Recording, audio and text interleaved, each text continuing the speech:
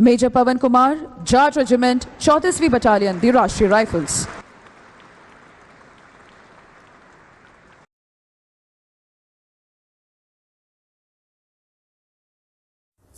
Hello everyone, welcome to Red News. आज हमारे show पे हैं मेजर पवन कुमार, जो हैं एक शौर्य चक्र अवॉर्डी, और ये हमारा पहला मौका है एक शौर्य चक्र अवॉर्डी से इंटरेक्ट करने का। वो हमें बताएंगे little bit about Indian army और थोड़ी बातें कश्मीर की।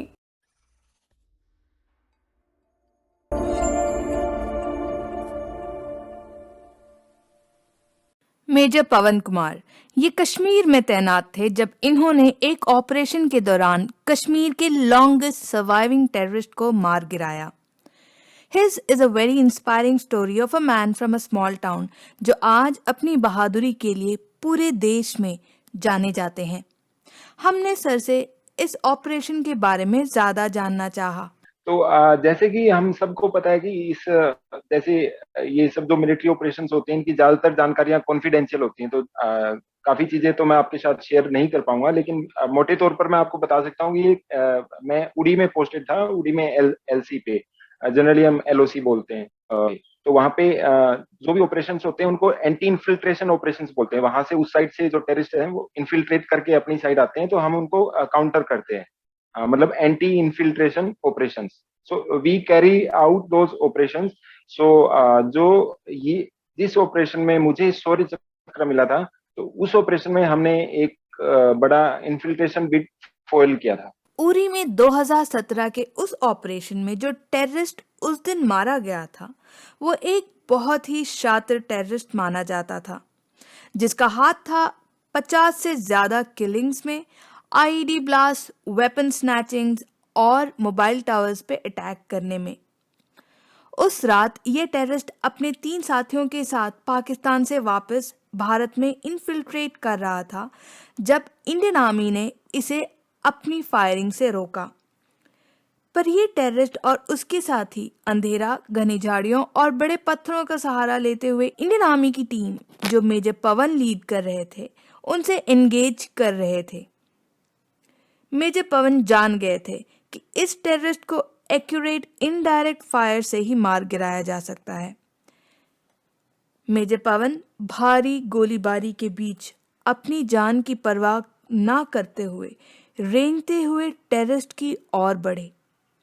जब टेररिस्ट से उनका फासला बहुत कम हो गया था, तब उन्होंने एक ग्रेनेड टेररिस्ट की ओर फेंका। ग्रेनेड के फटने से टेररिस्ट अपनी जगह से बाहर आने को मजबूर हो गया था।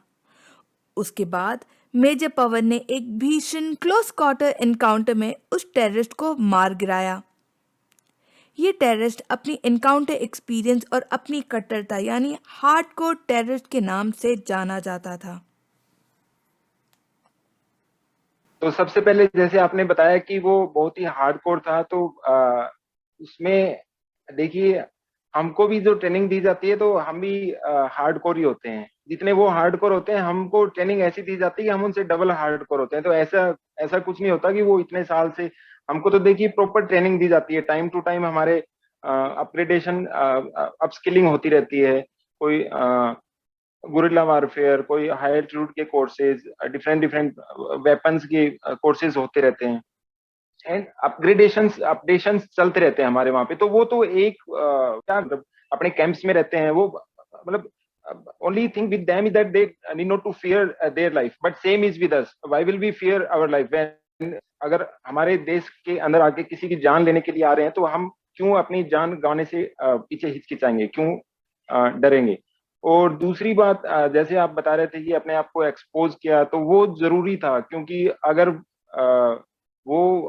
अगर मैं वैसा उस टाइम पे नहीं करता, अगर वो स्ट्रेटजी उस टाइम पे, जो डिसीजन मेकिंग थी, वो बहुत ज्यादा जरूरी थी। क्योंकि अगर उस क्षण पे अगर वो डिसीजन ना ले पाता, तो पता नहीं वो मेरी टीम में किसी का नुकसान कर देता, या फिर आगे जाके और कहीं कोई बड़ा नुकसान कर देता।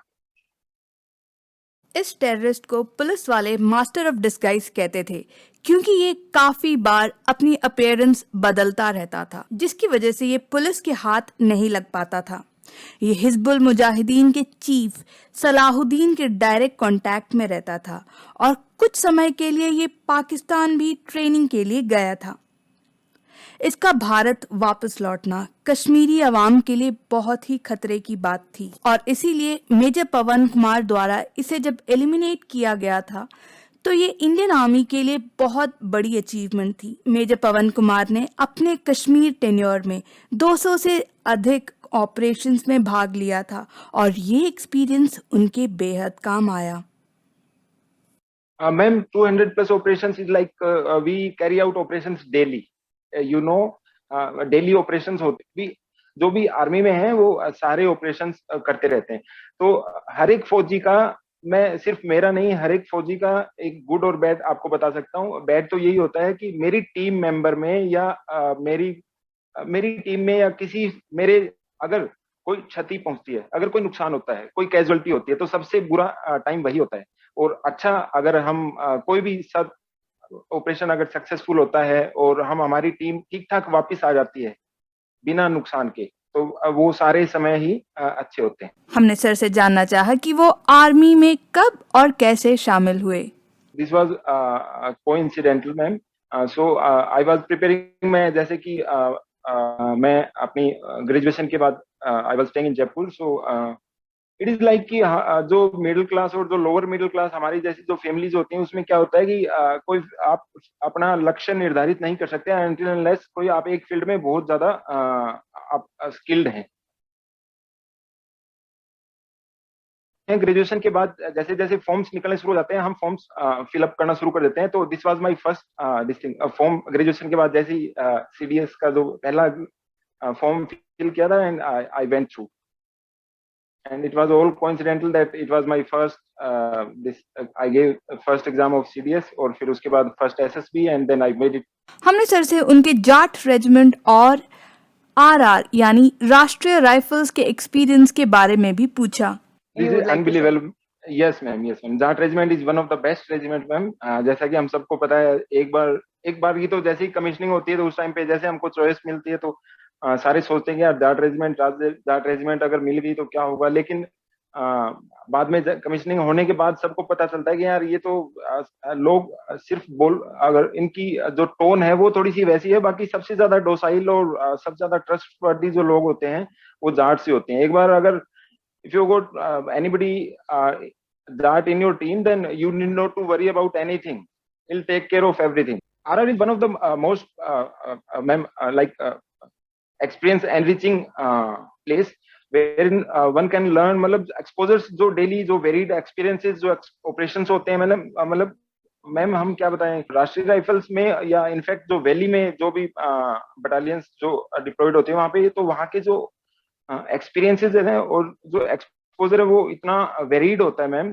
साथ में ही तो जैसे अगर हो सकता है शाम के टाइम पे मैं बच्चों को लोकल कश्मीरी बच्चों को ट्यूशन क्लासेस दे रहा हूँ और 2 घंटे बाद मैं किसी कोऑर्डिनेट सर्च ऑपरेशन या फिर किसी और टाइप के ऑपरेशन में शामिल हो जाऊंगा। तो वहाँ के ऑपरेशन डेली अलग ही सिचुएशन, कभी स्टोन पेल्टिंग सिचुएशन, लाइक अभी तो नहीं है इतना, लेकिन कभी स्टोन पेल्टिंग चल रहा है, कभी कुछ हो गया, कभी कुछ हो गया। मतलब it is one of the best experience of anybody's life to be there in Rashtriya Rifle और पार्ट ऑफ राष्ट्रीय राइफल। 2017 में कश्मीर बहुत ही बुरे दौर से गुजर रहा था, जब टेररिस्ट इन्फिल्ट्रेशन बहुत ज्यादा तादाद में होती थी और साथ ही स्टोन पेल्टिंग भी।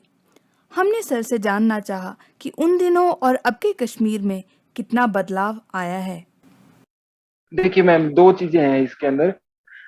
कश्मीर हमेशा जैसा था, देखिए कश्मीर में 2 टाइप के लोग रहते हैं, एक कश्मीरी हैं और एक जो टेररिस्ट हैं वो। तो कश्मीरी पहले भी वैसे ही थे और अब भी वैसे ही हैं, उनमें कोई अंतर नहीं है। वो हमेशा से उनको पीस पसंद है। जो कश्मीरी लोग हैं वो चाहते हैं कि जैसे एक आम आदमी क्या चाहता है, आम आदमी चाहता है कि उसके बच्चे स्कूल जाएं, वो डेली सवेरे जाए नौकरी पे या खेत में काम करे, शाम को वहां पे शांति हो, खुशहाली हो, शाम को बच्चे हो जाएं, अगले दिन की फिर से वही रूटीन स्टार्ट हो।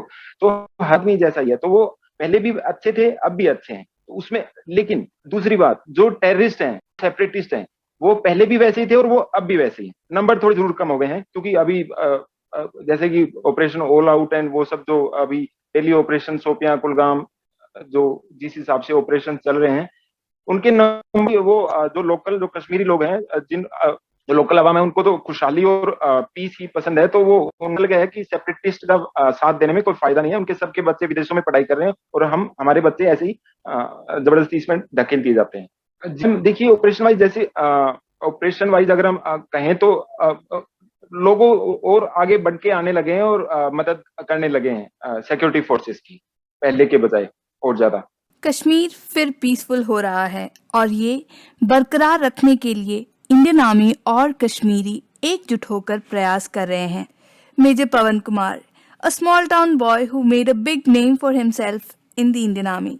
आशा करते हैं कि मेजर पवन की कहानी इंडियन आर्मी ज्वाइन करने वाले हर व्यक्ति को इंस्पायर करेगी। जय हिंद।